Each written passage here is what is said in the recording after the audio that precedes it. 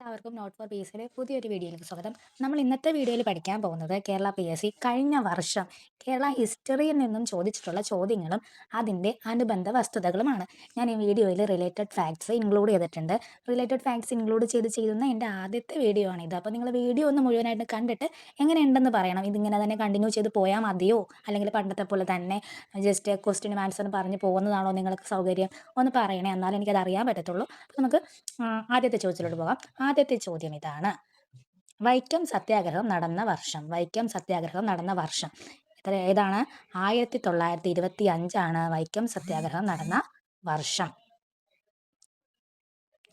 ഇനി നമുക്ക് അതുമായിട്ട് ബന്ധപ്പെട്ട കുറച്ച് റിലേറ്റഡ് ഫാക്ട്സ് കൂടി ഒന്ന് നോക്കിയാലോ.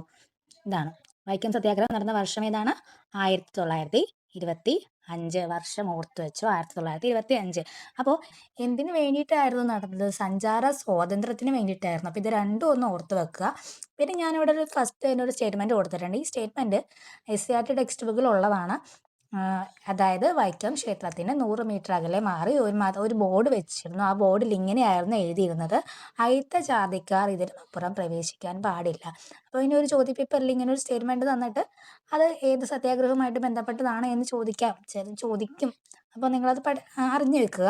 ഇത് വൈക്കം സത്യാഗ്രഹവുമായിട്ട് ബന്ധപ്പെട്ടതാണ്. ഇനി സത്യാഗ്രഹം ആരംഭിച്ച ഡേറ്റ് ഓർത്ത് വെക്കുക: 1924 മാർച്ച് 30. അടുത്ത സത്യാഗ്രഹം അവസാനിച്ചതെന്നാണ്? 1925 നവംബർ 23. നവംബർ 23. ഇനി ഇതിൻ്റെ പ്രധാന നേതാക്കൾ: TK Madhavan, KK Kelappan, KP Kesava Menon. ആരുടെ മധ്യസ്ഥതയിലാണ് സത്യാഗ്രഹം അവസാനിപ്പിച്ചത്? മഹാത്മാഗാന്ധിജിയുടെ മധ്യസ്ഥതയിലാണ് സത്യാഗ്രഹം അവസാനിപ്പിച്ചത്. ഇതുമായിട്ട് ബന്ധപ്പെട്ട് സവർണ ജാഥ നടത്തിയത് ആരാണെന്ന് PSC പലവട്ടം ചോദിച്ചിട്ടുണ്ട്. ആരാണ്? മന്നത്ത പത്മനാഭനാണ്. എവിടെ നിന്നായിരുന്നു? വൈക്കത്ത് നിന്ന് തിരുവനന്തപുരം വരെ സവർണ ജാഥ നടത്തിയത് മന്നത്ത പത്മനാഭനാണ്. ഇത് ആരുടെ നിർദ്ദേശപ്രകാരമായിരുന്നു എന്നും ചോദിച്ചിട്ടുണ്ട്. ഗാന്ധിജിയുടെ നിർദ്ദേശപ്രകാരമായിരുന്നു മന്നത്ത് പത്മനാഭൻ സവർണ ജാഥ നടത്തിയത്. അപ്പോൾ ഇത്രയുമാണ് ഞാൻ ഇതുമായിട്ട് ബന്ധപ്പെട്ട് റിലേറ്റഡ് ഫാക്ട്സ് ഇൻക്ലൂഡ് ചെയ്തിട്ടുള്ളത്. നിങ്ങൾക്കിത് മനസ്സിലായി എന്ന് ഞാൻ വിചാരിക്കുന്നു. നമുക്ക് അടുത്ത ചോദ്യത്തിലോട്ട് പോകാം. അടുത്ത ചോദ്യം ഇതാണ്: ആധുനിക കാലത്തെ മഹാത്ഭുതം എന്ന് ഗാന്ധിജി വിശേഷിപ്പിച്ചത്. ആധുനിക കാലത്തെ മഹാത്ഭുതം എന്ന് ഗാന്ധിജി വിശേഷിപ്പിച്ചത്. ഇതിൻ്റെ ഉത്തരം എന്താണ്? ഇതിൻ്റെ ഉത്തരം ക്ഷേത്രപ്രവേശന വിളംബരമാണ്. അപ്പോൾ നമുക്ക് ക്ഷേത്രപ്രവേശന വിളംബരമായിട്ടുള്ള ഫാക്ട്സ് കൂടി ഒന്ന് നോക്കാം അല്ലേ. അപ്പോൾ വർഷം ഓർത്ത് വെക്കുക. എല്ലാത്തിനും വർഷം ഇമ്പോർട്ടൻ്റ് ആണ്. ക്ഷേത്രപ്രവേശന വിളംബരം നടന്നത് 1936. ഡേറ്റ് ഏതാണ്? നവംബർ 12. 1936 നവംബർ 12 ക്ഷേത്രപ്രവേശന വിളംബരം നടന്നത്. ഇനി അന്നത്തെ ഭരണാധികാരി ആരായിരുന്നു? ശ്രീ ചിത്തിര തിരുനാൾ. ശ്രീ ചിത്തിര തിരുനാളാണ് ക്ഷേത്രപ്രവേശന വിളംബരം പുറപ്പെടുവിച്ചത്. ഇനി ഇത് രണ്ട് വിശേഷണങ്ങളുണ്ട് ഇത് അറിയപ്പെടുന്നത്. അത് ഒന്ന് ഓർത്ത് വെക്കുക: ആധുനിക തിരുവിതാംകൂറിൻ്റെ മാഗ്ന കാർട്ട. ആധുനിക തിരുവിതാംകൂറിൻ്റെ മാഗ്ന കാർട്ട. കേരളത്തിൻ്റെ മാഗ്ന കാർട്ട. ആധുനിക തിരുവിതാംകൂറിൻ്റെ മാഗ്ന കാർട്ട എന്നും കേരളത്തിൻ്റെ മാഗ്ന കാർട്ട എന്നും അറിയപ്പെടുന്നു. ഇനി ക്ഷേത്രപ്രവേശന വിളംബരം എഴുതി തയ്യാറാക്കിയത് ആരാണ് എന്ന് ചോദിച്ചിട്ടുണ്ട്. ആരാണ്? ഉള്ളൂർ എസ് പരമേശ്വരയ്യർ. ഉള്ളൂർ എസ് പരമേശ്വരയ്യരാണ് ക്ഷേത്രപ്രവേശന വിളംബരം എഴുതി തയ്യാറാക്കിയത്. അടുത്ത ചോദ്യം ഇതാണ്: തിരുവിതാംകൂറിൽ വില്ലുവണ്ടി യാത്ര നടത്തി ചരിത്രം സൃഷ്ടിച്ച സാമൂഹ്യ പരിഷ്കർത്താവ്. തിരുവിതാംകൂറിൽ വില്ലുവണ്ടി യാത്ര നടത്തി ചരിത്രം സൃഷ്ടിച്ച സാമൂഹ്യ പരിഷ്കർത്താവ് ആരാണ്? ഉത്തരം എല്ലാവർക്കും അറിയാം. അയ്യങ്കാളിയാണ് വില്ലുവണ്ടി യാത്ര നടത്തിയത്. അയ്യങ്കാളി. അപ്പോൾ അതുമായിട്ട് ബന്ധപ്പെട്ട് നമുക്ക് അയ്യങ്കാളിയെ കുറിച്ച് കുറച്ച് പോയിന്റ്സ് പഠിക്കാം. SCERT എന്നാണ് എടുത്തിട്ടുള്ളത്. അദ്ദേഹത്തിൻ്റെ ജനനസ്ഥലം തിരുവനന്തപുരം ജില്ലയിലെ വെങ്ങാനൂരിലാണ് ഓർത്ത് വെക്കുക. അദ്ദേഹം 1904 ഒരു വിദ്യാലയം സ്ഥാപിച്ചു. അധസ്ഥിതർക്ക് വേണ്ടിയിട്ട് 1904 വിദ്യാലയം സ്ഥാപിച്ചു. 1973 വർഷം കഴിഞ്ഞപ്പോൾ അദ്ദേഹം എന്ത് ചെയ്തു? സാധുജന പരിപാലന സംഘം സ്ഥാപിച്ചു. സാധുജന പരിപാലന സംഘം. അടുത്തത് 1893 വില്ലുവണ്ടി യാത്ര നടത്തി. അതാണ് ചോദിച്ചത്. 1915 കല്ലുമാല സമരം നടത്തി. അപ്പോൾ ഇത്രയും കാര്യങ്ങളാണ് അയ്യങ്കാളിയുമായിട്ട് ബന്ധപ്പെടുത്തി പഠിക്കേണ്ടത്. അടുത്ത ചോദ്യം നോക്കാം. കേരള നവോത്ഥാനവുമായി ബന്ധപ്പെട്ട സമത്വ സമാജം എന്ന സാമുദായിക സംഘടന സ്ഥാപിച്ച നവോത്ഥാന നായകൻ. എന്തായിരുന്നു ചോദ്യം? സമത്വ സമാജം സ്ഥാപിച്ചത് ആരാണ്? സമത്വ സമാജം ആരാണ് സ്ഥാപിച്ചത്? വൈകുണ്ഠസ്വാമികൾ. വൈകുണ്ഠസ്വാമികളാണ് സമത്വ സമാജം സ്ഥാപിച്ചത്. അപ്പോൾ നമുക്ക് PSC നമ്മുടെ SCERT ടെക്സ്റ്റ് ബുക്കിൻ്റെ അകത്ത് കുറച്ച് നമ്മുടെ നവോത്ഥാന നായകർ അവരുടെ സംഘടനകളും ഒരു ഒരു ടേബിൾ പോലെ കൊടുത്തിട്ടുണ്ടായിരുന്നു. അപ്പോൾ ആ ടേബിളിലുള്ള പോയിന്റ്സ് ഞാൻ ഇതിൻ്റെ അകത്ത് ഉൾപ്പെടുത്തിയിട്ടുണ്ട്. നമുക്കതൊക്കെ ഒന്ന് നോക്കിയിട്ട് പോകാം അല്ലേ. അപ്പോൾ നമ്മൾ ആദ്യം പറഞ്ഞു സമത്വ സമാജം ആരായിരുന്നു? വൈകുണ്ഠസ്വാമികളാണ്. ഓക്കെ, സമത്വ സമാജം വൈകുണ്ഠസ്വാമികൾ. ഇനി SNDP ശ്രീധർമ്മ സമത്വ സമാജം സ്ഥാപിച്ചത് വൈകുണ്ഠസ്വാമികളായിരുന്നു. അടുത്തത് ആരാണ്? SNDP ശ്രീനാരായണ ധർമ്മ പരിപാലന യോഗം. അതാരാണ് സ്ഥാപിച്ചത്? ശ്രീനാരായണ ഗുരു. അടുത്തത് ആരാണ്? സാധുജന പരിപാലന സംഘം. അത് അയ്യങ്കാളിയാണെന്ന് നമ്മളിപ്പോൾ പറഞ്ഞു അല്ലേ. ഇനി അടുത്തത് ആരാണ്? തിരുവിതാംകൂർ മുസ്ലിം മഹാജനസഭ. അതാരാണ്? വക്കം അബ്ദുൽ ഖാദർ മൗലവി. അടുത്തത് മന്നത്ത് പത്മനാഭൻ എന്താ സ്ഥാപിച്ചത്? നായർ സൊസൈറ്റി. അടുത്തത് പൊയ്കയിൽ രോഹന്നാൻ അല്ലെങ്കിൽ കുമാര ഗുരുദേവൻ എന്നും അറിയപ്പെടാറുണ്ട്. അദ്ദേഹം സ്ഥാപിച്ചതാണ് പ്രത്യക്ഷ രക്ഷാസഭ.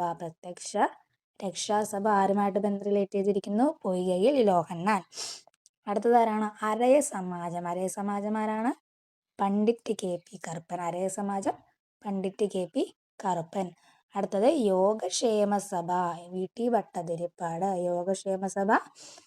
ഭട്ടതിരിപ്പാട്. അടുത്തത് ആരാണ്? വാഗ്ഭടാനന്ദൻ എന്താണ് സ്ഥാപിച്ചത്? ആത്മവിദ്യാസംഘം വാഗ്ഭടാനന്ദൻ.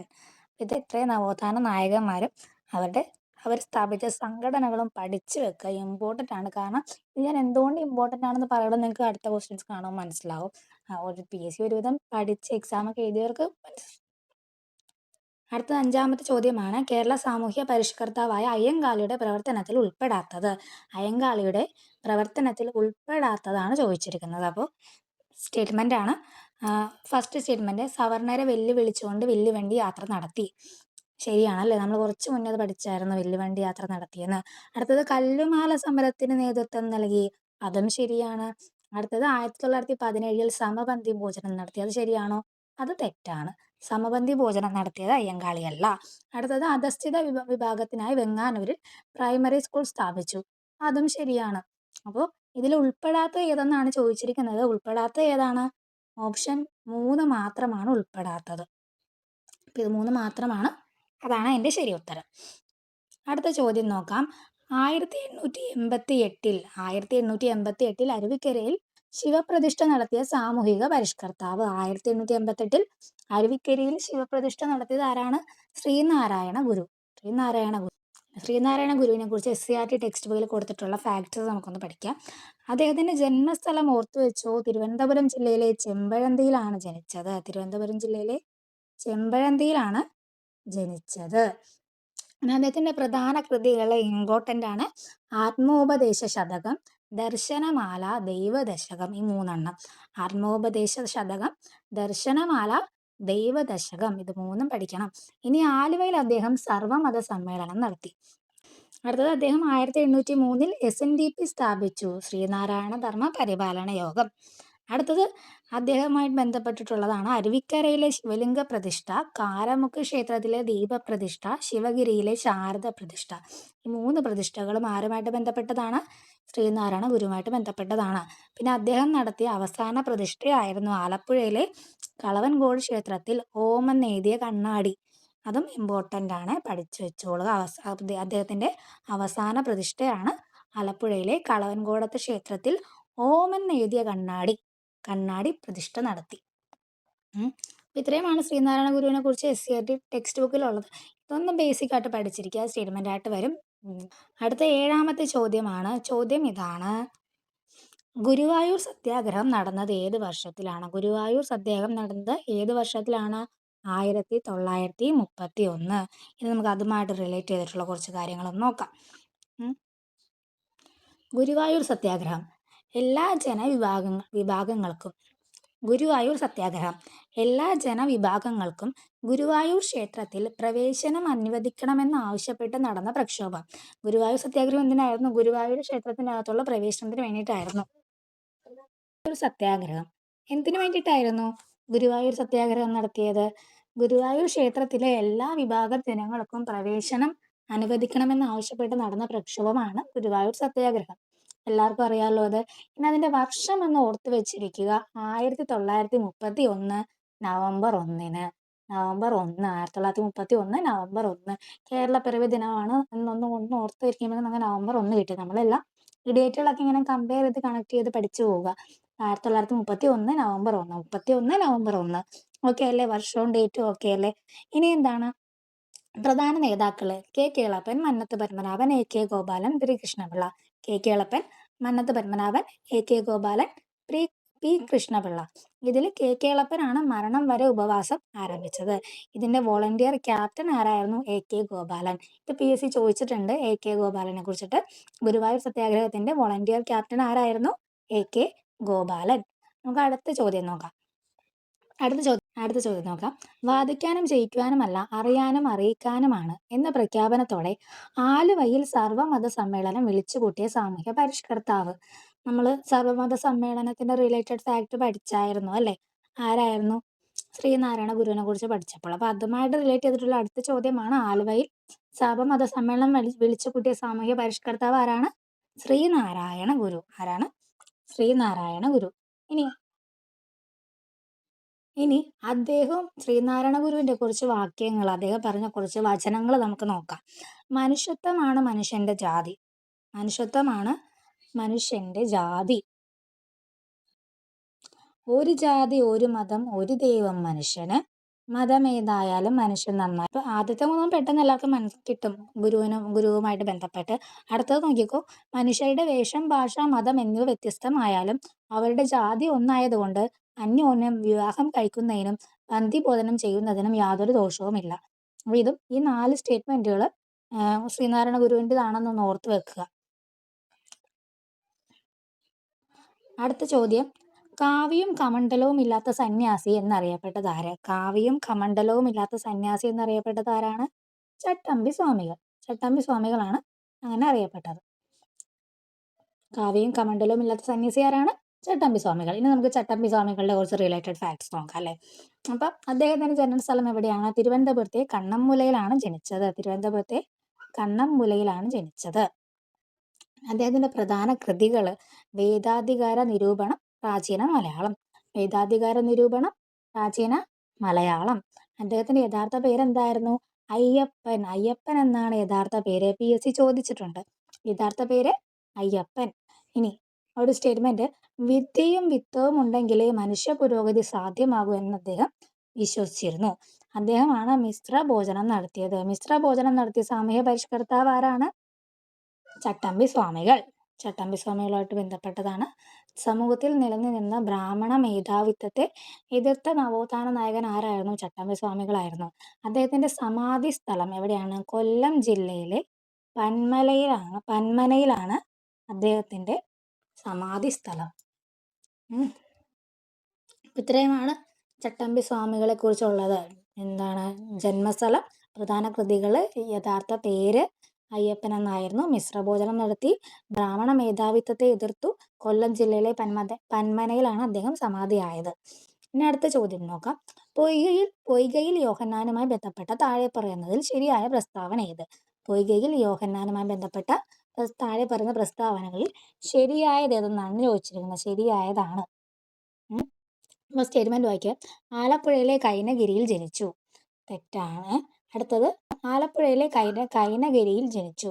കുമാര ഗുരുദേവൻ എന്നറിയപ്പെട്ടു. ജ്ഞാനപീഠം എന്ന പ്രാർത്ഥനാ പുസ്തകം മാന്നാനം പ്രസിൽ നിന്ന് അടിച്ചിറക്കി. അയിത്തജാതിക്കാർക്കായി തിരുവിതാംകൂറിൽ സർക്കാർ അനുമതിയോടെ ആദ്യത്തെ ഇംഗ്ലീഷ് വിദ്യാലയം സ്ഥാപിച്ചു. അപ്പൊ ഇതിൽ ശരിയായ പ്രസ്താവന ഏതാണ്? 2ഉം 3ഉമാണ് കേട്ടോ. കുമാര ഗുരുദേവൻ എന്നറിയപ്പെട്ടു, അത് ശരിയാണ്. പിന്നെ ജ്ഞാനപീഠം എന്ന പ്രാർത്ഥനാ പുസ്തകം മാന്നാനം പ്രസിൽ നിന്ന് അടിച്ചിറക്കി. അപ്പോൾ പൊയ്കയിൽ യോഹന്നാനെ കുറിച്ച് നമുക്ക് നോക്കിയാലോ. അദ്ദേഹത്തിന്റെ ജന്മസ്ഥലം എവിടെയാണ്? തിരുവല്ലയിലെ ഇരവിപേരൂരിലാണ് അദ്ദേഹം ജനിച്ചത്. തിരുവല്ലയിലെ ഇരവിപേരൂർ. പൊയ്കയിൽ അപ്പച്ചൻ എന്ന പേരിലും അറിയപ്പെടുന്നു. അതുപോലെ തന്നെ കുമാര ഗുരുദേവൻ എന്നറിയപ്പെടുന്നതും ഇദ്ദേഹം തന്നെയാണ്. 2 തവണ ശ്രീമൂലം പ്രജാസഭയിൽ അംഗമായിരുന്നു. 2 തവണ ശ്രീമൂലം പ്രജാസഭയിൽ അംഗമായിരുന്നു. പ്രത്യക്ഷ രക്ഷാസഭ അദ്ദേഹത്തിന്റെ സംഘടനയാണ്. പ്രത്യക്ഷ രക്ഷാസഭ എന്ന സംഘടന സ്ഥാപിച്ചു. അടുത്ത ചോദ്യം നോക്കാം. താഴെ തന്നിരിക്കുന്നവയിൽ ശരിയായ ജോഡികൾ ഏതെല്ലാം? ഇതിൽ 4 നവോത്ഥാന നായകരും അവരുടെ സംഘടനകൾ തന്നിട്ടുണ്ട്. ഇതിൽ ശരിയായ ജോഡി ഏതൊക്കെയാണെന്നാണ് ചോദിച്ചിരിക്കുന്നത്. അപ്പോൾ മന്നത്ത് പത്മനാഭൻ സമത്വ സമാജം ശരിയാണോ? ശരിയാണോ? നമ്മൾ അങ്ങനെയാണോ പഠിച്ചത്? അല്ല, തെറ്റാണ്. അടുത്തത് VT ഭട്ടതിരിപ്പാട് യോഗക്ഷേമ സഭ ശരിയാണല്ലേ? ശരിയാണ്. അടുത്തത് കുമാരഗുരുദേവൻ ആത്മവിദ്യാസംഘം. കുമാരഗുരുദേവൻ എന്ന് പറഞ്ഞത് പൊയ്കയിൽ യോഗം തന്നെ. അദ്ദേഹം ആത്മവിദ്യാസംഘമാണോ സ്ഥാപിച്ചത്? അല്ല, തൊട്ട് മുന്നേ പഠിച്ചുള്ളൂ പ്രത്യക്ഷ രക്ഷ ദൈവസഭ. അതും തെറ്റാണ്. അടുത്തത് പണ്ഡിറ്റ് KP കറുപ്പൻ അരയ സമാജം ശരിയാണല്ലേ? KP കറുപ്പനാണ് അരയ സമാജം. അപ്പോൾ ഇതിൽ 2ഉം 4ഉം മാത്രമാണ് ശരി. 2ഉം 4ഉം മാത്രമാണ് ശരി, ബാക്കിയൊക്കെ തെറ്റാണ്. അടുത്ത ചോദ്യം ഇതാണ്: കേരളത്തിലെ മദൻ മോഹൻ മാളവ്യ എന്നും ഭാരത കേസരി എന്നും അറിയപ്പെടുന്ന സാമൂഹ്യ പരിഷ്കർത്താവ്. കേരളത്തിലെ മദൻ മോഹൻ മാളവ്യ എന്നും ഭാരത കേസരി എന്നറിയപ്പെടുന്ന സാമൂഹ്യ പരിഷ്കർത്താവ് ആരാണ്? മന്നത്ത് പത്മനാഭൻ. കുറച്ച് റിലേറ്റഡ് ഫാക്ട്സ് നോക്കാം. മന്നത്ത് പത്മനാഭൻ, അദ്ദേഹത്തിന്റെ ജനനസ്ഥലം എവിടെയാണ്? കോട്ടയം ജില്ലയിലെ പെരുന്നയിലാണ്. കേരള മദൻ മോഹൻ മാളവ്യ എന്ന് അദ്ദേഹത്തെ വിശേഷിപ്പിച്ചത് ആരാണ്? സർദാർ KM പണിക്കരാണ് കേരള മദൻ മോഹൻ മാളവ്യ എന്ന് മന്നത്ത് പത്മനാഭനെ വിശേഷിപ്പിച്ചത്.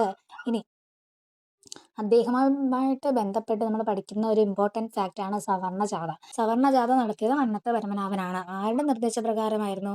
ഗാന്ധിജിയുടെ നിർദ്ദേശപ്രകാരമായിരുന്നു അദ്ദേഹം 1924 വൈക്കം മുതൽ തിരുവനന്തപുരം വരെ സവർണജാഥ നടത്തിയത്. അടുത്തത് വീണ്ടും ഒരു ശരിയായ ജോഡി കണ്ടെത്തുകയാണ്. നമുക്ക് നോക്കാം അല്ലേ? അയ്യങ്കാളി സാധുജന പരിപാലന സംഘം ശരിയാണ്. വാഗ്ബടാനന്ദൻ പ്രത്യക്ഷ രക്ഷാ ദൈവസഭ അല്ല, വാഗ്ബടാനന്ദൻ ആരാണ്? യോഗക്ഷേമ സഭ. അടുത്തത് ശ്രീനാരായണ ഗുരു ശ്രീനാരായണ ധർമ്മ പരിപാലന സംഘം, അത് ശരിയാണ്. അപ്പോൾ ഇതിലെ ഏതാണ് ശരിയായ ജോഡികൾ? 1ഉം 3ഉം മാത്രമാണ് ശരിയായിട്ടുള്ളത്. 1ഉം 3ഉം മാത്രമാണ് ശരിയായിട്ടുള്ളത്. അടുത്ത ചോദ്യം നോക്കാം. താഴെ തന്നിരിക്കുന്ന പ്രസ്താവനകളിൽ ശരിയല്ലാത്തത് കണ്ടെത്തുക. മാറിപ്പോകരുത്. ക്വസ്റ്റ്യനിൽ എന്താണ് ചോദിച്ചതെന്ന് പ്രത്യേകം നോട്ട് ചെയ്യണം. ശരിയല്ലാത്തതാണ് അവർ ചോദിച്ചിരിക്കുന്നത്. ശരി അല്ലാത്തത്. അപ്പൊ ശരിയല്ലാത്ത ഏതൊക്കെയാണ്? കുമാരഗുരുദേവൻ പ്രത്യക്ഷ രക്ഷ ദേവസഭ, അത് ശരിയാണ്. വൈകുണ്ഠസ്വാമികൾ ആത്മവിദ്യാസംഘം തെറ്റാണ്. പണ്ഡിറ്റ് KP കറുപ്പൻ അരയ സമാജം, അതും ശരിയാണ്. അയ്യങ്കാളി സമത്വ സമാജം തെറ്റാണ്. സാധുജന പരിപാലന സംഘമാണ്. ശരിയല്ലാത്ത ഏതൊക്കെയാണ്? 2ഉം 4ഉമാണ് ശരിയല്ലാത്തത്. അപ്പോൾ ഓപ്ഷൻ ബി, ഉത്തരം ഓപ്ഷൻ ബി ആണ്. അടുത്തത് നോക്കാം. ചുവടെ കൊടുത്തിട്ടുള്ള സംഭവങ്ങളെ കാലഗണന ക്രമത്തിലാക്കുക. ഗുരുവായൂർ സത്യാഗ്രഹം, പാലിയം സത്യാഗ്രഹം, ഈഴവ മെമ്മോറിയൽ, വൈക്കം സത്യാഗ്രഹം. ഇതിന്റെ ഉത്തരം വരുന്നത് ഓപ്ഷൻ ബി ആണ്. 2, 4, 1, 3. Option B 2, 4, 1, 3. അതായത് ഈഴവ മെമ്മോറിയൽ 1896, വൈക്കം സത്യാഗ്രഹം 1924-25, ഗുരുവായൂർ സത്യാഗ്രഹം 1931, പാലിയം സത്യാഗ്രഹം 1947-48. ഇതാണ് ഇതിന്റെ വർഷങ്ങൾ. ഓക്കെ. അടുത്ത ചോദ്യം: ശ്രീനാരായണ ഗുരു സർവമത സമ്മേളനം നടത്തിയ സ്ഥലം. നമ്മളത് പഠിച്ചായിരുന്നു, ആലുവയിലാണെന്ന്. ഇതിന് ഉത്തരം വരുന്നത് ആലുവയാണ്. അടുത്തത് താഴെ കൊടുത്തിരിക്കുന്നവയിൽ ചട്ടമ്പി സ്വാമികളുടെ കൃതി കണ്ടെത്തുക. ചട്ടമ്പി സ്വാമികളുടെ കൃതികൾ നമ്മൾ കുറച്ച് മുന്നേ പറഞ്ഞായിരുന്നു അല്ലേ? വേദാധികാര നിരൂപണം, പ്രാചീന മലയാളം, ഇത് രണ്ടുമാണ് ചട്ടമ്പി സ്വാമികളുടെ കൃതികൾ. അപ്പൊ ഇതിൽ ഏതാ ഉള്ളത്? വേദാധികാര നിരൂപണം ഓപ്ഷൻ എ ആണ്. ഓപ്ഷൻ എ ആണ് ചട്ടമ്പി സ്വാമികളുടെ കൃതി വരുന്നത്. അടുത്ത ചോദ്യം നോക്കാം. ചുവടെ പറയുന്നതിൽ ശരിയായ ജോഡി കണ്ടെത്തുക. ശ്രീനാരായണ ഗുരു പ്രാചീന മലയാളം, ചട്ടമ്പി സ്വാമികൾ അഖിലത്തിരുട്ട്, വൈകുണ്ഠസ്വാമികൾ ദർശനമാല, പണ്ഡിറ്റ് കറുപ്പൻ ജാതിക്കുമ്മി. ഇതിലെ ശരിയായ ജോഡി പണ്ഡിറ്റ് കറുപ്പൻ ജാതിക്കുമ്മി, ഓപ്ഷൻ 4. പണ്ഡിറ്റ് കറുപ്പൻ ജാതിക്കുമ്മിയാണ് ശരിയായിട്ടുള്ളത്. അപ്പൊ നമുക്ക് നോക്കാം. ശ്രീനാരായണ ഗുരുവിന്റെ കൃതികളാണ് ആത്മോപദേശ ശതകം, ദർശനമാല, ദൈവദശകം. ചട്ടമ്പി സ്വാമികള് വേദാധികാര നിരൂപണം, പ്രാചീന മലയാളം. വൈകുണ്ഠസ്വാമികള് അഖിലത്തിരുട്ട് അരുൾനൂൽ. അടുത്തത് പണ്ഡിറ്റ് കറുപ്പന്റെ എന്താണ്? ജാതിക്കുമ്മി. അപ്പൊ അടുത്ത ചോദ്യം നോക്കാം. കടത്തനാടൻ സിംഹം എന്നറിയപ്പെടുന്ന കേരള നവോത്ഥാന നായകൻ ആരാണ്? കൂറുളി ചേകോൻ. ഇന്നത്തെ വീഡിയോ ഇത്രയേ ഉള്ളൂ. ഞാൻ വളരെ കുറച്ച് ചോദ്യങ്ങൾ മാത്രമാണ് ഇതിൽ ഉൾപ്പെടുത്തിയത്. കാരണം റിലേറ്റഡ് ഫാക്ട്സ് വെച്ച് ചെയ്യുന്നതിൻ്റെ ആദ്യത്തെ വീഡിയോ ആണിത്. അതെങ്ങനെയാണ് അതിൻ്റെ റെസ്പോൺസ് എന്ന് എനിക്കറിയില്ല. അതുകൊണ്ട് ഞാൻ വളരെ കുറച്ച് ചോദ്യങ്ങൾ മാത്രമാണ് ഉൾപ്പെടുത്തിയത്. നിങ്ങൾക്ക് ഈ വീഡിയോ ഉപകാരപ്രദമായി, നിങ്ങൾക്ക് ഇങ്ങനെ ഇങ്ങനെ കണ്ടിന്യൂ ചെയ്താൽ മതിയെന്നാണെങ്കിൽ നിങ്ങൾ കമൻറ്റ് ബോക്സിൽ ഒന്ന് പറയുക. എന്നാലേ എനിക്ക് മനസ്സിലാവത്തുള്ളൂ. പിന്നെ അപ്പോൾ നമുക്ക് അടുത്ത ടോപ്പിക്കുമായിട്ട് ഉടനെ തന്നെ വീണ്ടും കാണാം. എല്ലാവരും നന്നായിട്ട് പഠിക്കുക. Till then, bye.